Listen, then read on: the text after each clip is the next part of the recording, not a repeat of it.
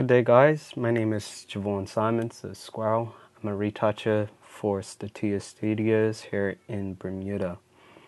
The aim of this tutorial is to show you how to even out skin color to an image by using a gradient map adjustment layer.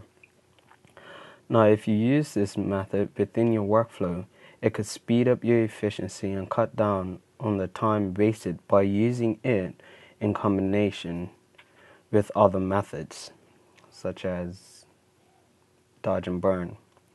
The reason why I use this method is because when I see uneven skin tones or skin color, it is a bit distracting to my eyes, so I see it as being distracting to the viewer's eyes. Also, therefore, drawing their attention to that rather than the image that I actually am or want them to actually look at. Now, if you guys look at this image that I do have here, it's an image of a model, a good friend of mine's, Kelly Medeiros. Okay, and it was shot during the summertime. And what I've done, this is actually just after I've finished the gradient method. As you can see, her skin tone's fairly even. Okay, her legs and her upper body. Now, if I were to turn this off, if you look down the bottom here, her legs have a reddish tone to it, as well as her left arm. When I turn it on, that goes away. Let's just zoom in a little bit.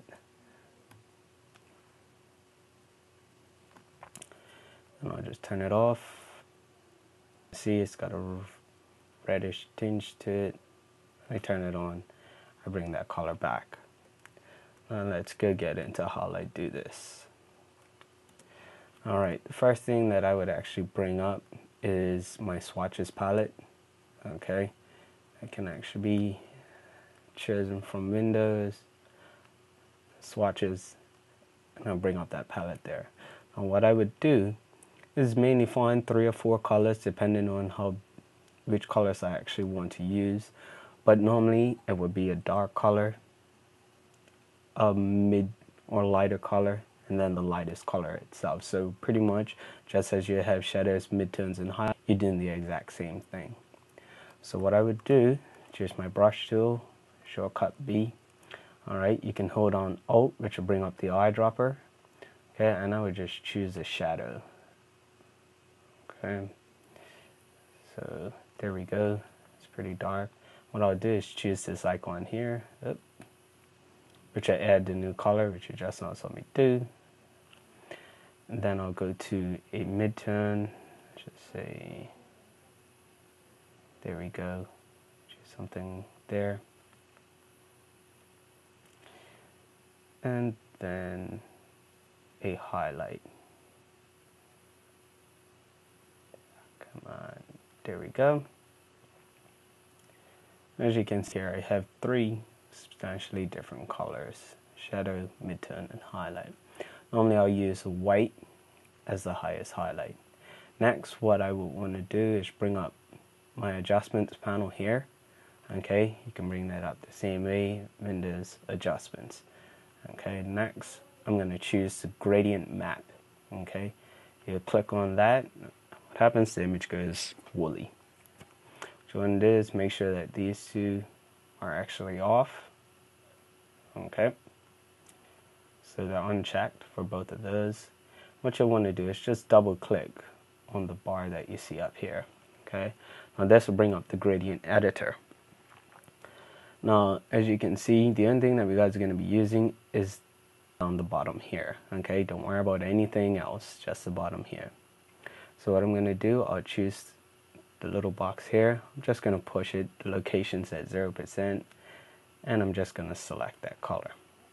Next, I'm going to just select underneath, and as you guys can see, this moves up and down. Alright, it gives you a percentage. So what I'm going to do is just put that at 30%. Okay, choose my next color. Then what I'm going to do is just click under again, and we can put that, say, at 60%.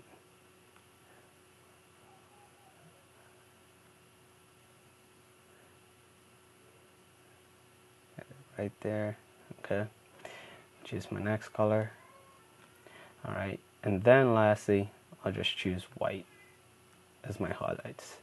And what I'm going to do is just click OK. After that, what I'm going to do is just choose my blending mode, right?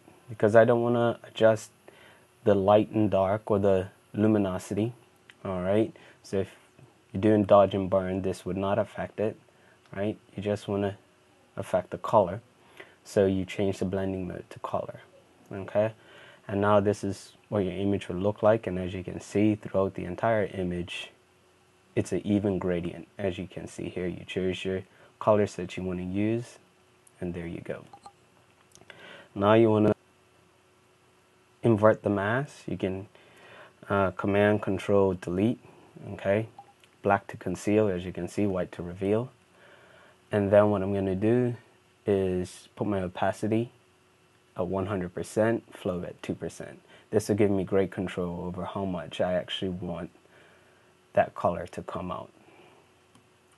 And then from there, what I'm going to do is make sure I'm on white and just brush it in.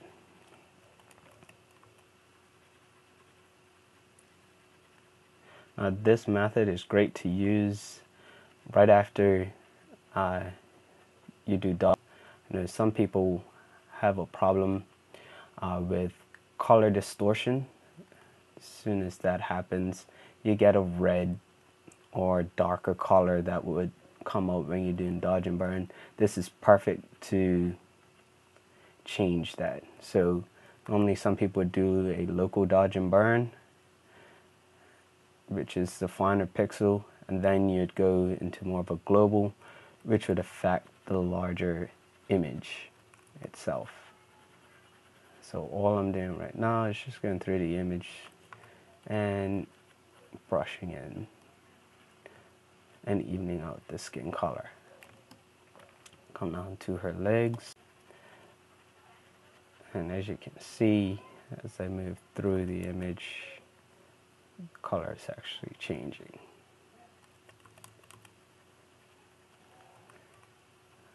Now the reason why I don't use the larger flows, because this is going to give me some great control over how much I want to change and shift the colors.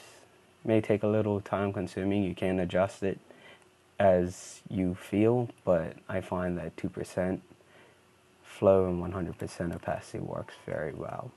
It's not set in stone and it's not the Bible, but there you go. Okay. As you can see, let's go zoom in. As I turn that off, you can see the color change. This is great for someone that has been in the sun for a while, nice suntan, skin color changes, and you just want to get rid of that suntan. Now the body looks fairly decent. Also parts that are in the shadows and things like that, you can adjust that color also. So that's the image there. Quick, easy, as you can see, done it under 10 minutes. And now we got to move on. Just sit there and even out skin tones.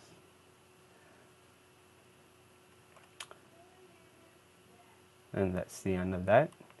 Thank you guys for watching, and just hit me up at www.statuastudios.com.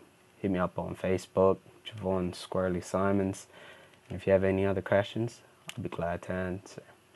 Have a good one.